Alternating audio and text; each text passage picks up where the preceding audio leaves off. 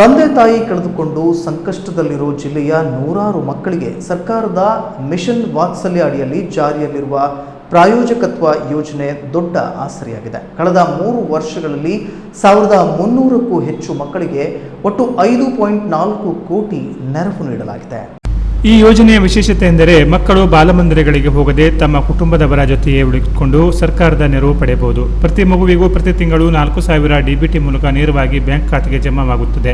2023-24ರಲ್ಲಿ 200 ಮಕ್ಕಳಿಗೆ 96 ಲಕ್ಷ, 2024-25ರಲ್ಲಿ 800 ಮಕ್ಕಳಿಗೆ 3.84 ಕೋಟಿ ಜಮೆಯಾಗಿದ್ದು, ಪ್ರಸ್ತುತ ಸಾಲಿನಲ್ಲಿ 308 ಮಕ್ಕಳಿಗೆ ಈಗಾಗಲೇ 24.64 ಲಕ್ಷ ಬಿಡುಗಡೆಗೊಂಡಿದೆ. 18 ವರ್ಷದೊಳಗಿನ ಅನಾಥರು, ಸಂಕಷ್ಟದಲ್ಲಿರುವ ಮಕ್ಕಳು, ಗಂಭೀರ ಕಾಯಿಲೆಗಳಿಂದ ಬಳಲುವ ಪೋಷಕರ ಮಕ್ಕಳಿಗೆ ಈ ಯೋಜನೆ ಅನ್ವಯಿಸುತ್ತದೆ. ಅರ್ಜಿಗಳನ್ನು ಜಿಲ್ಲಾ ಮಕ್ಕಳ ರಕ್ಷಣಾ ಘಟಕ ಪರಿಶೀಲಿಸಿ ಜಿಲ್ಲಾಧಿಕಾರಿ ಅಧ್ಯಕ್ಷತೆಯ ಸಮಿತಿ ಅನುಮೋದನೆ ನೀಡಿದ ನಂತರ ಧನ ಸಹಾಯ ಜಮೆಯಾಗುತ್ತದೆ.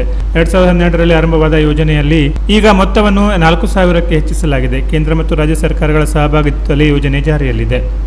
Canara plus news, Karwar.